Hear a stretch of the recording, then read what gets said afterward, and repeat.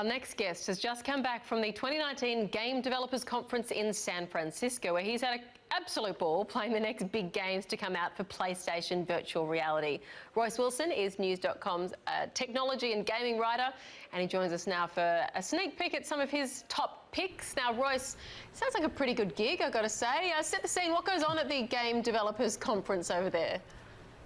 Well, I was over at the Sony PlayStation showcase, which was just after the Game Development Conference. So it's sort of a tail end of all the exciting things where all the game developers come together from all over the world and talk about the various developments in the industry, all the exciting things that they're up to, and basically what their plans for the future are.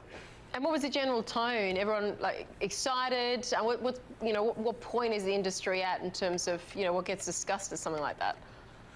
There's certainly a lot of positivity around some of the new directions and some of the new titles. There's always the discussion about, for example, staff pressure and workload. It's always challenging for trying to meet the deadlines for some of these games, and there's a lot of focus around basically balancing the need to get a game out on a certain time with making sure that the staff don't burn out as well. So that's always an important discussion at the major sort of developer side of things there. Yeah, interesting. Now, there's some new game offerings, as you mentioned. That's a big part of it. What was the calibre of the stuff on offer, do you reckon? Yeah, absolutely. Well, I had a look at the Sony showcase that was held last week, and there was all focused on the units, on the games for their PlayStation VR unit, which is basically the home-based goggles that you can put on and then have a VR experience. And there was some really, really impressive stuff that they had available coming for that. A number of games that I'm very much looking forward to playing, and there's going to be some very happy people shortly. Okay. Walk us through some of them. I mean, this world is one that I'm not part of, so you got to tell me exactly how it works. What's exciting in your world?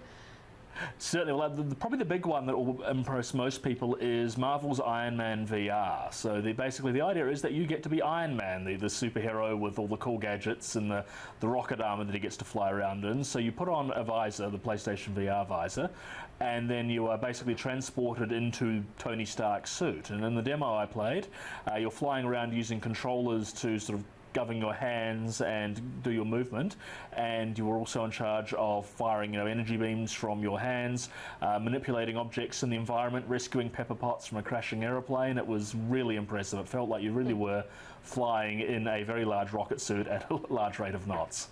So that was probably the big standout. Okay, yes. Okay, you sound super excited about that one. What else? The next one that I played that I was really impressed with was called Blood and Truth, which basically was like an interactive Guy Ritchie movie. You're playing an ex-SAS operative who'd been dragged into a heist or a setup of some sort, and the demo level was basically shooting your way through a terrorist compound in the Middle East. So it was all done from a first-person perspective. If you wanted to reload your gun, you had to operate those hand movements yourself. You basically couldn't just point at things and go click. So it was a very immersive experience, especially right towards the end when there were people chasing you on motorbikes and things exploding everywhere. So really keen to have a look at that one when it comes out, end of May, I believe. Okay. And so is virtual reality, is this crucial this stage now? Or are they still kind of dabbling, or are they right into it now and this is the future and how the Sonys of the world are going to really make their money? I think we're stepping over right now from interesting sort of tech toy to future of entertainment. It's taken many years to get to this point. I mean, people have been spruiking VR since the 1990s at least, but we're finally at a point now where the average person can have it in their living room and get a really good experience with it, and that's taken a long time to get to. So being able to say, that's why developers are looking at this going, okay, this isn't a gimmick, there's new storytelling options here. There are new ways we can do things with games. We can take existing games and make them better. So we're definitely seeing a leap forward now, and that was the big thing I took away from the showcase. Interesting, because Sony still does very well, I understand, from the PS4 console sales. Will that just be a thing of the past very quickly, or will there still be a strong market for both?